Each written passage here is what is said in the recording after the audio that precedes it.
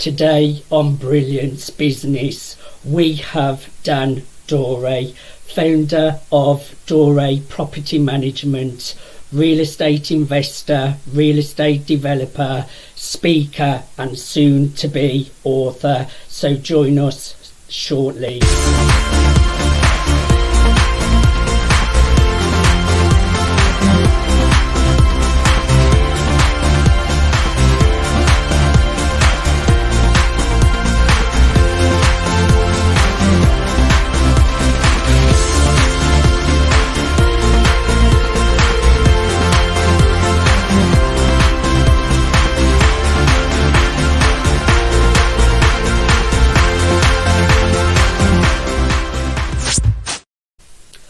Welcome to Brilliance Business. I'm Mark Stephen Pooler, conversations with leading experts in business, and we have a wonderful guest for you today, Dan Doré.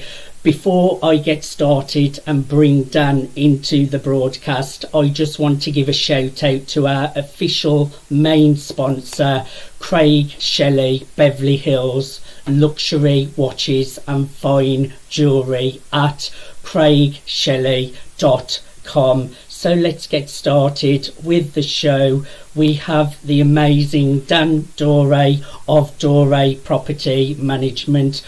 Dan, it's great to have you on Brilliance Business. How are you doing today? If I was doing a bit better, Mark, it may be a bit dangerous. Let's put it that way. I'm doing great. I hope you're doing great as well. Well, thank you for coming on to the show. I'm really looking forward to a conversation with you today.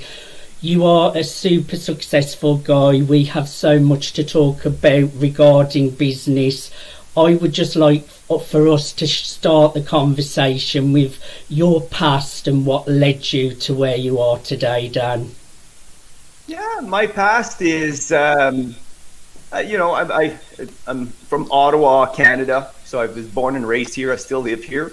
Born from some very, very supportive parents. I have a brother and sister. I'm very proud husband and dad. And I got involved in real estate initially, primarily because when I wanted to buy my first house, I wanted to keep my costs low. So that solution for me was to buy my first house with a rental apartment, and from there really enjoyed the business of being a landlord, an owner, and eventually took that knowledge and built myself my own portfolio, and then realized along the way that there's a lot of people like me that understood the positives of real estate ownership, but would never get involved because they don't want to deal with the day-to-day needs and requirements of owning real estate. And a really good friend of mine suggested I start a property management company because I'd be able to help a lot of people get involved in real estate and take advantage of all the positives that come with it. And I thought about it long and hard for about 24 hours and actually decided to start a property management company. And from there, things, like any business, if anybody's here listening, everybody started a business, that it tends to be fairly difficult to do so. And I heard somebody along the way refer to the fact that starting a business is like a series of false starts. And that definitely was my experience as well, where you start, you get a few contracts, next thing you know, some people sell, and all of a sudden, whatever traction you had started all starts again. And in property management, it's not huge commissions or huge fees being charged. These are built on volume. So, it had to be done over years and perseverance. And thankfully, I have that trait where I just don't give up when I know I'm going in a direction, whatever it takes, that's where we're going. And I'm glad to have persevered over the years, because I attracted some really, really, really great people around me that make up for Team DORE today. And we've served, countless owners with thousands of rental properties in Ottawa over the years. And we are actually on a mission now to serve 10 times the amount of people that we are currently serving. So yes, that's 10 times. So 10 times the amount of people for property management, 10 times the amount of people for our real estate holdings and investors. And we're quite excited to be on that journey right now. So that's a quick recap.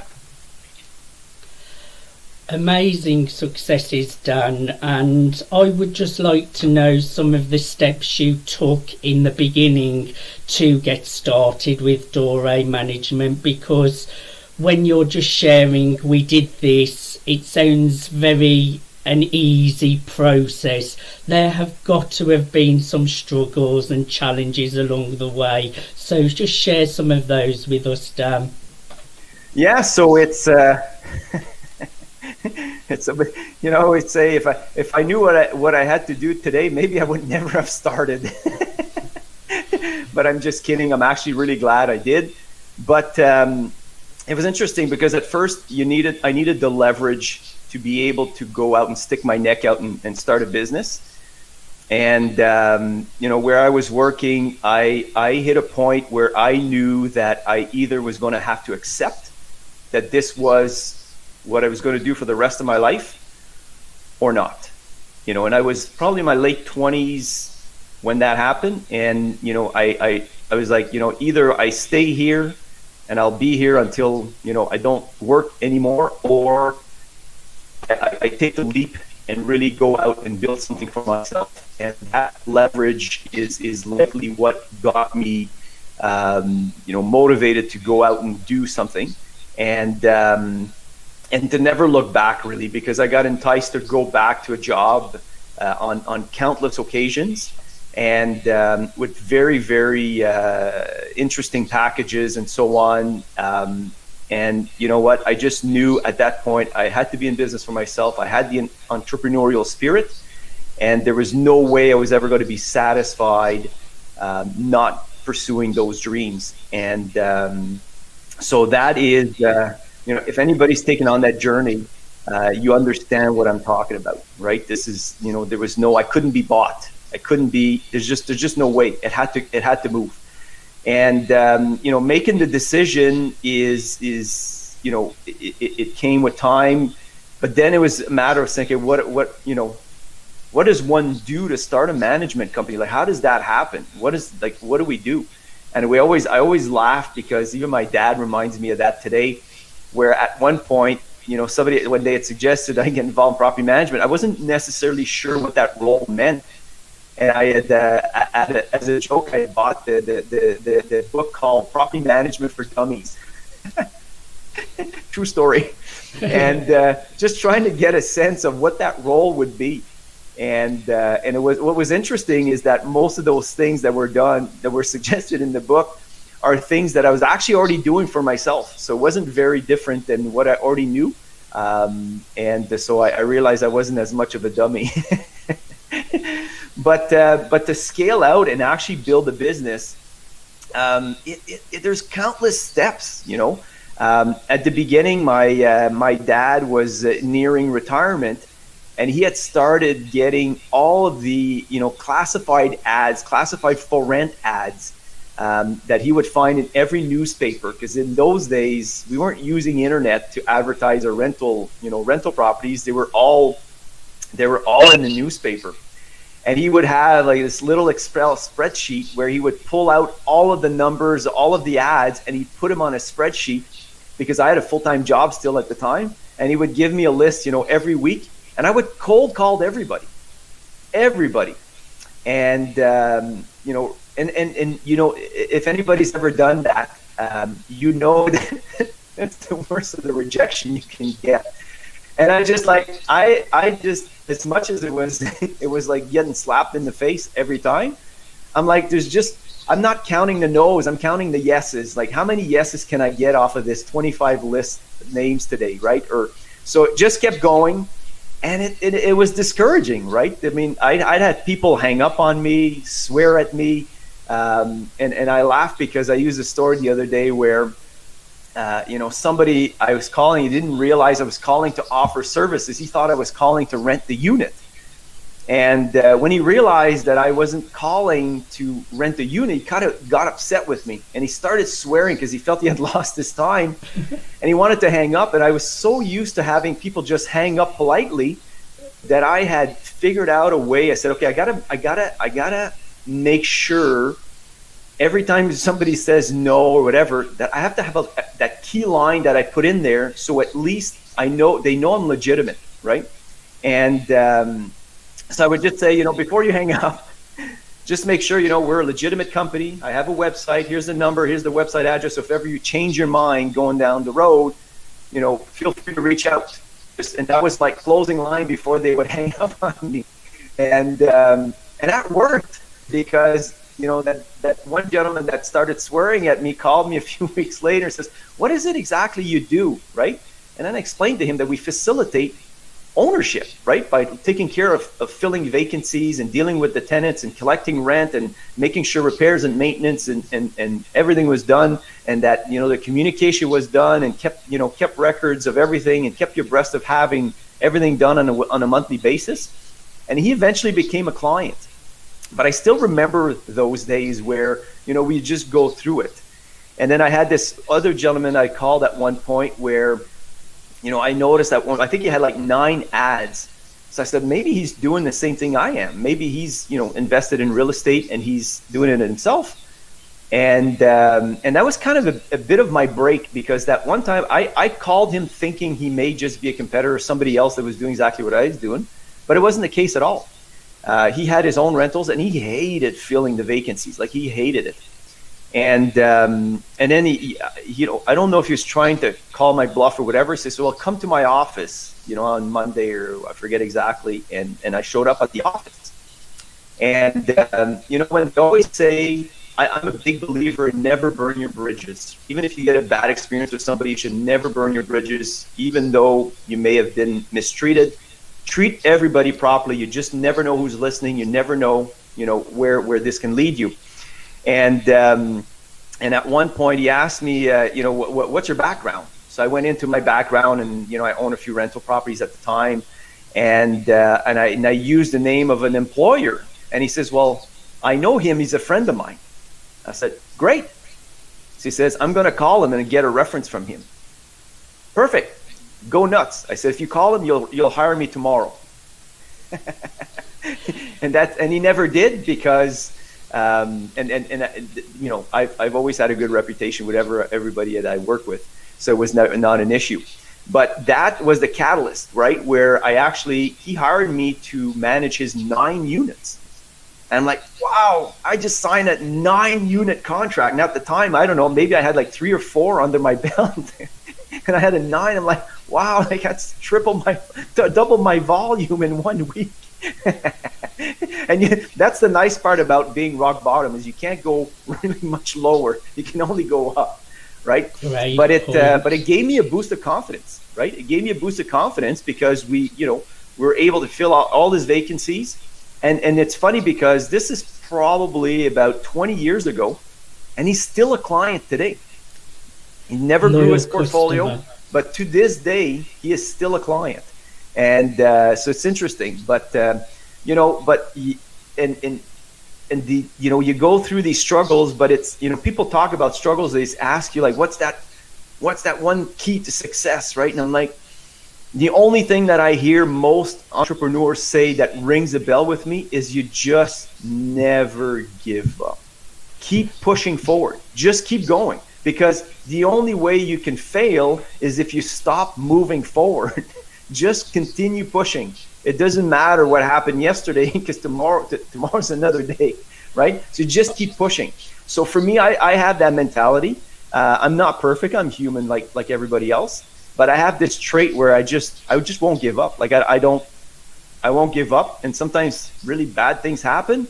And sometimes maybe I laugh in very in times where maybe I shouldn't laugh, but it is what it is. It's my comedianism, and I just keep pushing. But I when you go through the struggles, it's just a series of struggles, right? That's what it is. You just don't stop. Just keep moving, right? I was texting with a friend this morning, and he's asked me how it's going. I'm like, man, with what I'm working on right now, I said, it's waking me up really early in the morning. It's waking me up at night. Sometimes I wake up in the morning, I'm full of sweat because I'm really pushing outside my comfort zone.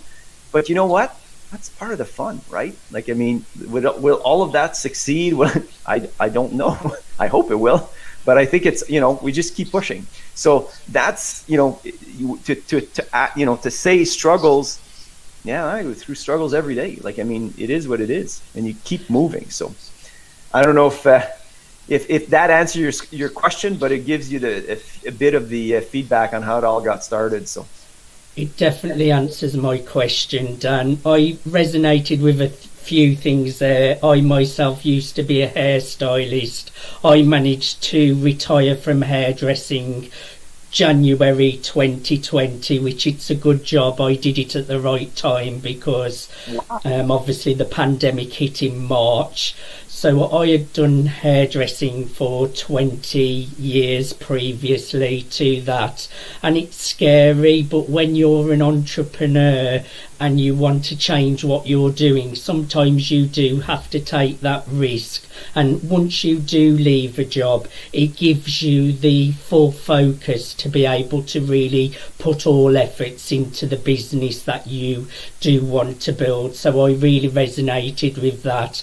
Also, what I am taking from what you have said, getting good at handling objections. You were mentioning on phone calls, when you're an entrepreneur, having good sales skills is vital, and being able to handle objections in the right way, because that can really be win or lose situation. If you can handle objections, you can turn people from a no to a yes. But those skills are vital, definitely, in entrepreneurship. And you do have to get used to failure and people saying no. I remember the beginning of my social entrepreneurship journey. I was just getting no after no after no. I wasn't good at selling. You have to really get used to the journey, get a thick skin, get used to the no's, and really get those skills under your belt. And as time passes, you improve. Do you agree with what I'm saying there, Dan? Absolutely. And I it's so funny you say you stopped hairdressing at the beginning of 2020. How's that for timing? Now that's impressive.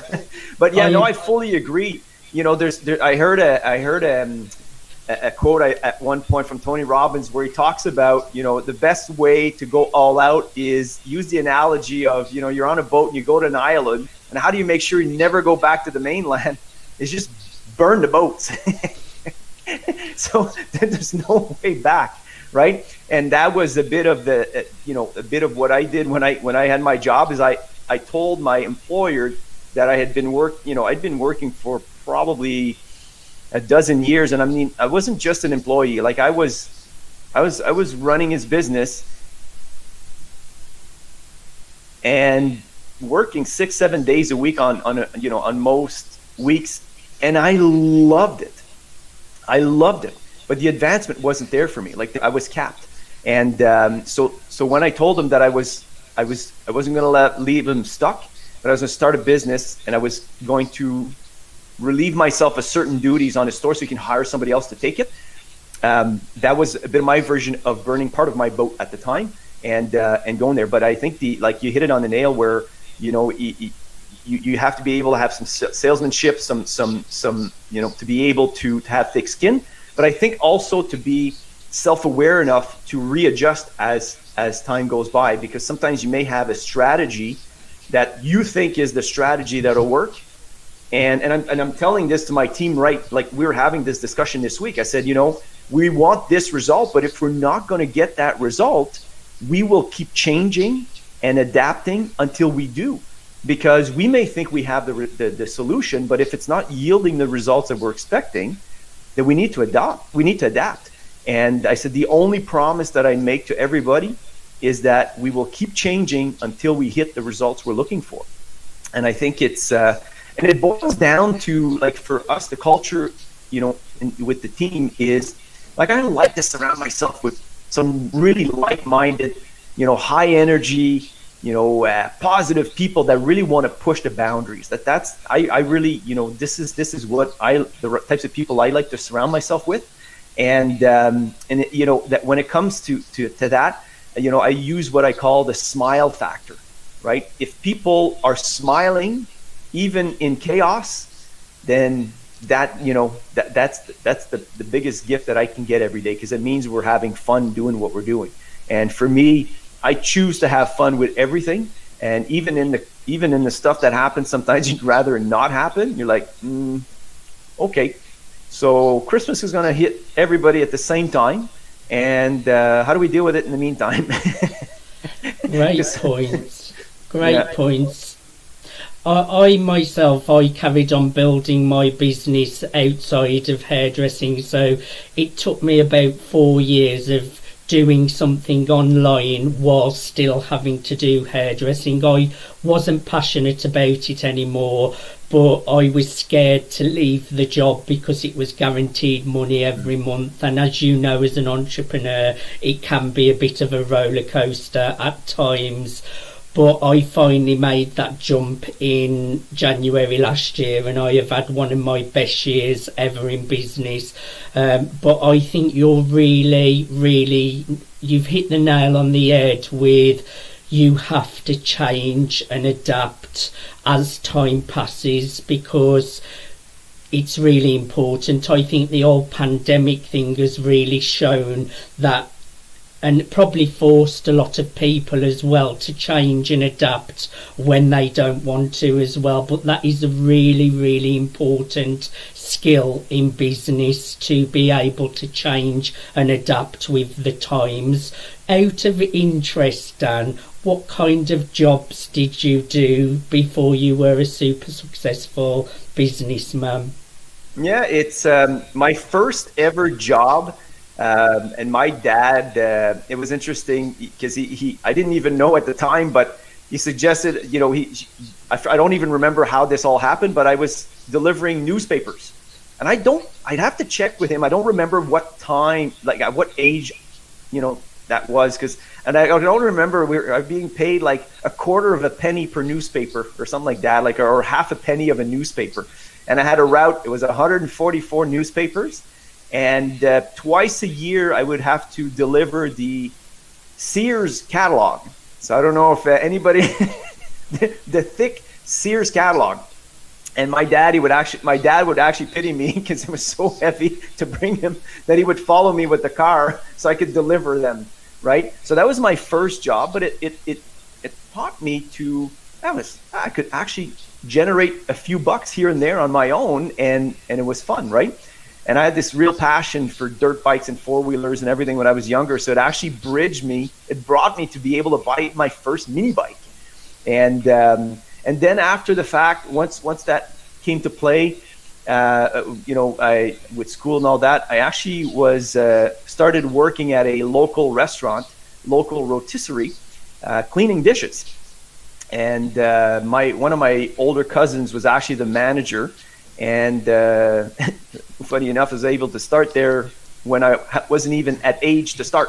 So, but I just wanted to work, and I was cleaning dishes and having fun doing that. No, I'm kidding. I hated it. But in the restaurant, actually then took over what they called the roaster. So I was actually would roast the chicken. And so we, would start roasting chicken and preparing chicken early in the morning, so we could, serve the crowd at night. And then I actually was with school. They had these co-op programs where you go work somewhere to learn on the job.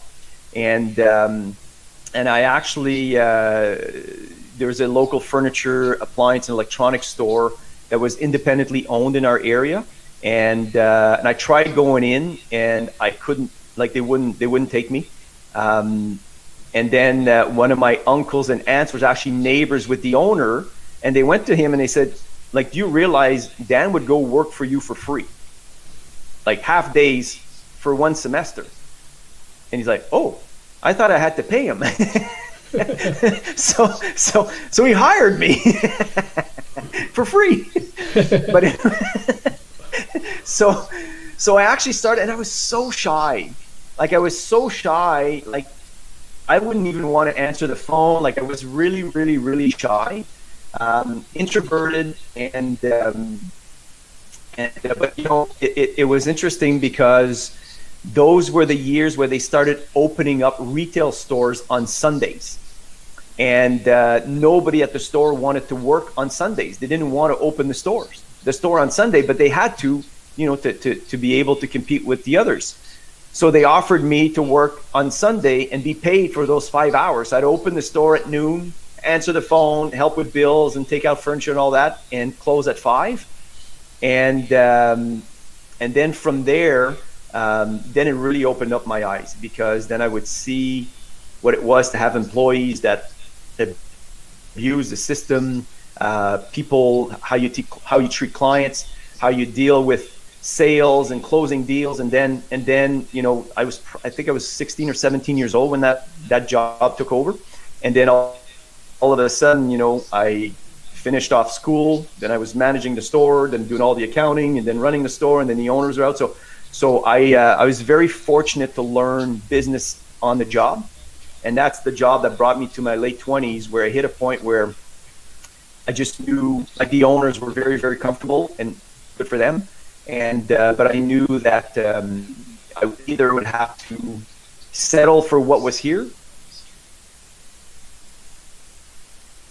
or decide to make a move. And I decided to make a move. So, but I love that job. Like, I really love that job, because it gave me the ability to run somebody else's business and learn everything. Like, I mean, they loved me, and I loved doing what I did. So, because I learned every aspect of the business. So, yeah, it gave me a lot of the basic knowledge to be able to run my own. What's that? It takes me back, actually, because I delivered papers when I was younger. Not for long though, because it's really, really hard work, especially when in the cold. But I also had to work in a butcher's as a Saturday job. That was horrific. I had to stay in the freezer, moving the meat around, scrubbing blood off walls. I didn't last there long either. But Dan, I have really enjoyed the first part of the show. We have been covering everything from Dan's past, what he has done as jobs, what he does now a little bit. He has also been sharing some great tips. So we are going to go to a commercial break. Join us shortly. Starting from nothing, Dan Doré built a multi-million-dollar real estate portfolio and facilitates real estate ownership. Born and raised in Ottawa, Canada, Dan has been invested in real estate for over 2 decades and is the founder of DORE Property Management. Rated the #1 property management company in Ottawa, and with an A+ accredited rating, DORE Property Management and the DORE team is just getting started. DORE's focus is on helping people benefit from real estate. By using his leverage and resources, property owners and partners see an advantage in the market, giving them peace of mind and time saved. With Dan Doré, it all starts with team culture and high responsiveness as he delivers results and impact with his growth mindset. Joining you today, please welcome Mr. Dan Doré. We are back. I'm joined with Dan Doré. We have had a great conversation all about Dan's past. What an incredible intro there as well, Dan. That is really impressive what you have achieved. So let's dig a little bit deeper into DORE Property Management. Tell us a little bit about the service that you provide there. Yeah, so essentially the role, or the offering, is to be able to facilitate rental property ownership. So that's the macro, right? The macro meaning you can own rental property and not do any of the day-to-day requirements of ownership. So whether it's tenant placement, dealing with tenants, rent, maintenance, repairs, inspections, anything of that nature, we facilitate. So essentially what we've done over the years is we've allowed people to get involved in real estate, whereas in many cases they would have never gotten involved in real estate. And I have countless stories, that go in. I've had an owner that had real estate for many years, and he hated dealing with it because he had his full-time job, and then he would have a tenant issue or anything, and he says, it wasn't every day, but he says when it happens, it always happens at the most unopportune time. So, and I always say, the reality is, you don't have any issues until the day where you have a really stacked day at the office and you can't deal with it, or you're just about to leave on a family vacation, or you're sound asleep and you're dealing with a leak or an emergency at one of your units. So we come in and we offer the service to take over all of that, meaning that you invest, and in some cases we invest with the clients as well, meaning that we have equity in the buildings. And that's a bit of the lot of transition that's happening actively right now. And then from there, we take over the operations. So it's a matter of, if we have to fill the tenancies, we do. Now, obviously, that it brings a lot of steps to the mix when it comes to advertising, pictures, going through the screening process, showing properties, rental lease, getting deposits, running credit checks, changing utilities, doing the inspections. There's a host of different things that need to be done, and then making sure that your tenants are happy, because the reality is as much as we say we're in the business of property management, the reality, it doesn't happen without people. And so we're in the business of people and making sure people are happy, and when they're happy, then generally your investment gains a tremendous advantage when you have the right people residing in your unit, paying rent, taking care of it, and happy, right? So that's in a nutshell what DORE Property Management does, and we're really good at it. We're not. I don't want to toot our own horn, but we always get checked with people who do things from a similar nature. So what you have to understand is, in our business, there are some that are doing it on a very small scale, where they don't have the leverage to be able to deal with everything that happens at once, because they just don't have the resources. They can't afford the resources. And then you have, some of the other big players, but in most cases, all they do is they just manage their rental property. So they don't offer it to third party. For somebody who has, say, 50 units and says, I don't want a job managing these units. Like, who's going to deal with it? If I give it to the small mom and pop shop, and no disrespect to them, but they won't be able to deal with it, because if they are on holidays or somebody's sick, then everything stops, and they can't bring it to some of the development type managers, because they don't manage stuff they don't own. So we feel a very, very crucial niche that allows people to invest in real estate, get all the advantages of capital appreciation, cash flow, depreciating the asset for fiscal reasons, and being able to take over, to reap the benefits, and not necessarily inherit a part-time job because of it. So we come in and we fill that niche, and that's what we aim to do. So. I really like that, Dan, and obviously it's been a testing year for the whole world with the global pandemic. How has it been for you in general, and also how is it for the real estate market? Is it still a great time for people to jump into real estate? What's your opinion on that? Yeah, so it's been an interesting year, obviously, for everybody in every sector. I think for us, it's been we haven't been too affected. We've had a bit that we've had to readjust, obviously, with certain protocols and so on. But for the most part, generally the market that we serve hasn't been too impacted, so we haven't had too many issues. But I guess where I felt my blood pressure go up is in the province of Ontario, where we're located in Canada. In mid-March of 2020, the premier here, the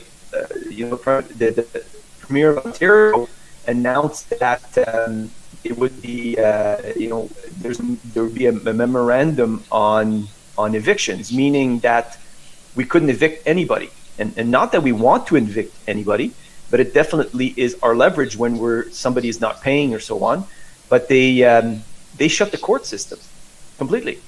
So not only couldn't you evict anybody, but they wouldn't hear your case. So that at that point, I'm like, whoa. Like if people band together and decide not to pay, that could be disastrous obviously for our industry, and all of the trickle up effect that actually brings is if a tenant doesn't pay and then the landlord has any issues and the landlord can't pay their property taxes, their insurance, then their mortgage, and then the lenders, end up taking property back and so on. It's just a big mess that could be coming. But thankfully for us, we didn't see too many of it. We saw a few, but very, very minor in comparison to the volume that we manage.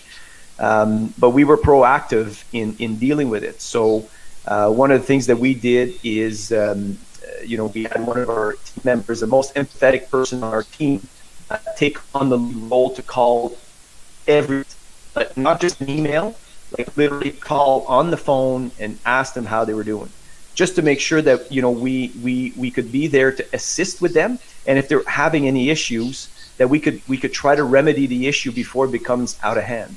And this, I mean, and it's funny because we have signs here, and our motto is, rent from people who care. And we got to showcase that in 2020, where we would actively reach out and make sure. And the instructions I gave to my team members say, if you hear anybody that's struggling, whether they're in quarantine, they can't go get their groceries, their medication, whatever, like go ahead and get it. Like just jump in your car, charge me the bill to go get it. Like just make sure everybody's happy, everybody's taken care of. And if somebody can't go get their groceries, get a grocery list, go get the groceries and bring it in. Let's make sure people are well served, because we don't want anybody suffering. Like sometimes we what we hear in property management a lot of times, we get inquiries about people who have problems with their tenants, and they want to know, like, how do I kick my tenant out? And I'm like, we didn't get involved in this business to put people on the street, right? Like for us, it's about continuation and relationship and so on. So we, everybody needs to be successful in this journey. The tenant needs to be employed to be able to have a property that they can live in that's safe and well taken care of, and we need to have them pay so that all of the cycle can continue. So when you get any break in the cycle, it's not good for anybody. So this year we had to adapt that way. Thankfully, we didn't. The effect was minor. But one of the things that I set the tone very quickly with the team is, as I indicated at the beginning, we are on a journey to serve 10 times the amount of people. And I said, just because of the pandemic, we're not going to be using that as an excuse. It's not time to rest. It's not time to slow down. It's not time to say, oh my gosh, this is happening, we're just going to wait. No. We keep pushing and offer services, because all of a sudden, when people may need the service even more now. So we have all the resources to be able to help them. So you'd be doing a disservice to everybody by withholding our services. We know how well we do our job. We know the value that we bring to the table. So we will not slow down. We keep pushing, and that's what we did. And thankfully, we kept growing this year. And I don't mean this to sound in any way, shape, or form like we're aggressive. That's not the case. We're really looking to serve people, right? To serve and add value. If we can't add value, then we'd rather not be involved, right? We have to add value to the mix, and when we do, and we feel we do, then that's great. It's a win-win for everybody.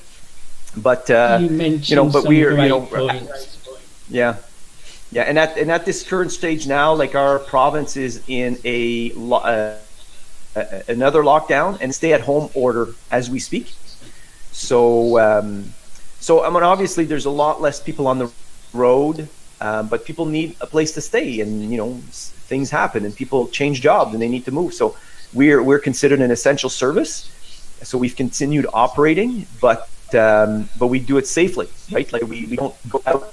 I mean, we completely disassociated ourselves from trying to be in contact with anybody. So if somebody's moving out, we install lockbox, so they just put the key in, let us know when they're gone, so we make sure there's no interaction. We go in, do our thing, and then leave the key back in, and then give the code to the next tenant. So we do everything we can in our power to limit any interaction. And obviously we definitely want to play our part in limiting the spread.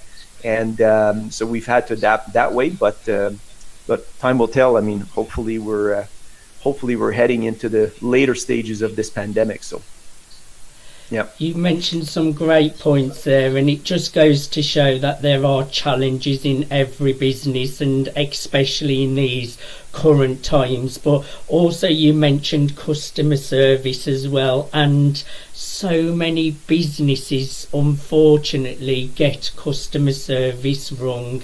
I really look after my customers, and like you, it's not just about money, it's about building those relationships, because then it's more long term and it's easier to keep customers rather than to get new customers as well. So I like your points on customer service.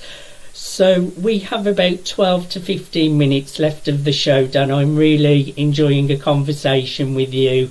Just give us 3 tips for anyone out there looking to get into real estate and rentals, maybe budding entrepreneurs or people who have something to invest and they're interested to get involved. What would your 3 tips be for them to get started? Yeah, it's a question I get asked often. It's funny, I actually answered somebody last night on LinkedIn exactly that question. They're like, how does one get started, right? And the first thing I always say is educate yourself, right? Because I think what ends up happening where people lose or do things that they're not comfortable with is they get involved. They don't necessarily know what they're getting involved in. Because in real estate, there's a lot of different categories. We specifically run in the residential space. So we don't do industrial, office, commercial, retail. We're specifically in residential. And so if somebody's looking for commercial, then we gently tell them that we're just not the right fit to have that discussion. So the first thing I always always suggest is get educated. Get educated on the real estate and what is it exactly you want to do? Like, what is your objective?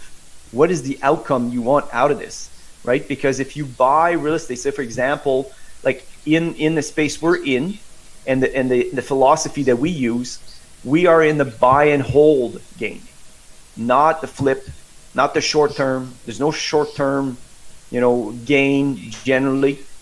Some people play that game. It's not our sandbox. That's not what we do.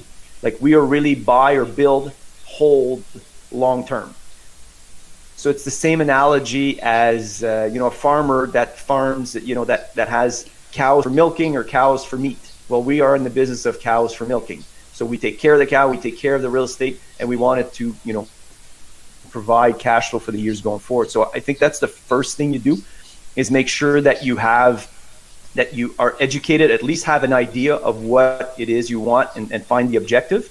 And then number 2, depending on, which route you want to take, then you got to figure out, is this something you want to do on your own, or do you want to, partner up with somebody else to get that done? Because generally speaking, if you're doing it on your own, like in the residential space, I would highly recommend that you start small. And I say small because generally if it's small, it shouldn't keep you up at night.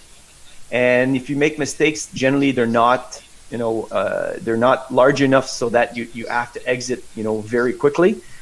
So I would suggest you start small. And if you do it in partnership, then, do the research on the people who are doing it. Like for us, if somebody's investing with us, we want you to make sure you know the game we're in, right? So if you're looking to, to buy a house, to renovate and flip, then you should see very quickly that we're not the people to do that, right? And if you are, doing commercial or office, or you want to do that game, we're not the right fit, and we would tell you. But if you're doing residential and you want to be part of the game, and you recognize that there's an obvious advantage to have the management company involved in the ownership, because obviously we have an ownership stake, we have a vested interest in making sure that it's that the asset is maintained and keeps growing up in value. Not that we wouldn't do it if we didn't have ownership it, but obviously it should bring comfort to anybody that's doing it, that says, maybe I'm invested with them, then they have, not only are they looking after my interest, but their interest is being served at the same time. So it's our goals are aligned. And and then number 3 is try to figure out, like, at the end, like what is your end goal, like what do you want? And this is oftentimes when people approach us, we ask them, like, what are you looking to get out of this? Are you looking to just lend money on a short-term basis, or are you looking for equity, or are you looking for something that's a 5-year and then you get your money out and then redistribute somewhere else? Or are you in it for the long haul? And those are questions I think that are necessary to answer before you get involved. And I would say the likelihood most people don't have that thought process figured out at the beginning. But those are 3 tips I would highly recommend to anybody that's looking to get involved to before you go in. So, and we'll have if you're looking for something in the residential space, or you have something in the residential space in our area, and you want to discuss the potential of us investing with you, or vice versa, reach out to me. Right, we'll have a conversation and see if we're aligned, and if we are, great, we continue further. If we're not, that's okay. We keep in contact, and you just never know. And I always say, I'm not sure exactly how many people are going to see this, but we may have our next investor listening in, or you may have the requirement for somebody like us, for a company like us to be involved in your project to make it successful and bring peace of mind. So those are the 3 things really quickly that I would give you as 3 things to think about. So, tips. Yep. Great tips, and that will support anyone who is interested in taking those first steps. Now, Dan was recently on an event with Robert Kiyosaki, the event organizer Sunil Tulsiani, many other great speakers. I was part of the event as well. I have got to say, Dan, you really have a stage presence and your speaking skills are amazing. Anyone out there looking for a great speaker, get in touch with Dan. I highly recommend him. You must have felt great being on the same event as the legend Robert Kiyosaki. Actually, Robert's book, Rich Dad Poor Dad, I read, I think, when I was in my early 20s, and it really, and I speak about it in that, I spoke about it at that event, where it actually just changed the trajectory of my thought process when it came to money and real estate. And so it was an honor to be able to be part of it. And at the end, I was able to ask him a question point blank, which was quite interesting. And like it was interesting because this was my first ever speaking event, and obviously it was virtual because of the pandemic and the shutdowns. But it's speaking. It was something that had been recommended to me on multiple occasions in the past, and I've always shied away from it simply because of comfort. Right? It's for anybody who knows it, it's not necessarily comfortable to be in front of everybody having a discussion. Not. And but then Sunil and a few others actually made a suggestion that changed my whole mindset. They said, just be Dan. Just don't try to script anything. Don't.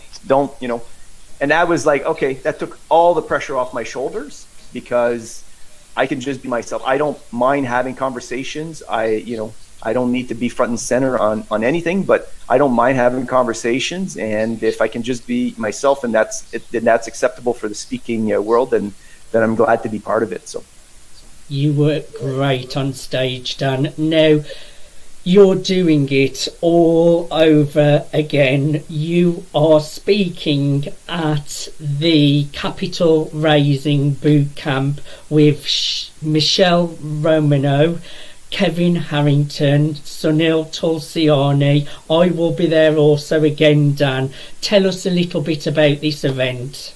Yeah, so this will be a different topic. I think the first one I went into a bit of my history and property management and some of the mistakes that people make. This one here is really going to be about how capital is raised, and I'll go into some of the steps that I've used to raise capital, and hopefully being able to share that that experience with people out there that may be in the realm of doing that. So we'll be sharing that, and it's quite interesting because like Michelle Romano is obviously part of the Dragon's Den in Canada, so she's very well known, and we always like her energy and her demeanor and her her feistiness. I really like seeing that, and then Kevin Harrington being one of the original sharks on Shark Tank, being part of the event as well. And Sunil and his team at the Private Investment Club just bring all this credibility to the table, and we as speakers have an opportunity to be part of it, and I'm really looking forward to it. Like, it's interesting because I'm obviously working on the speech now and the presentation, and I've changed it countless times, but we'll have fun with it. I mean, we'll have fun with it, and I think it'll be a great event, and it won't be the last. So I'll be nice to see you virtually there, Mark. Yes, I will be there. I'm also part of Private Investment Club, and I'm really looking forward to it as well. And Sunil's a great guy. He's been very supportive of me, my journey. We collaborate together a lot. As of you, Dan, I've interviewed you a couple of times now, which is amazing as well. Dan, I have really enjoyed a conversation with you today. We have been talking all about where Dan has come from, his past, his jobs, what Dan does now. We have talked all about Dan's amazing DORE Property Management. We've talked about tips and guidance of support for people getting into real estate through the pandemic. We've talked about your event. We have a couple of minutes. Is there anything we did not cover that you would like to share? Yeah, I think the last thing that we can share with the audience as well is that I'm also, on top of these nice initiatives that we're taking, I'm also soon to be author. So I'll actually have 3 different books coming out this year in 2021. Congratulations! We won't get too. Yeah, so hopefully won't be too many delays. But I have one book where I'm sharing a book with Robert Allen, the famous no money down guru of real estate, which is kind of interesting. Also co-authored another book with Kevin Harrington as well that talks a bit about capital raising and that journey.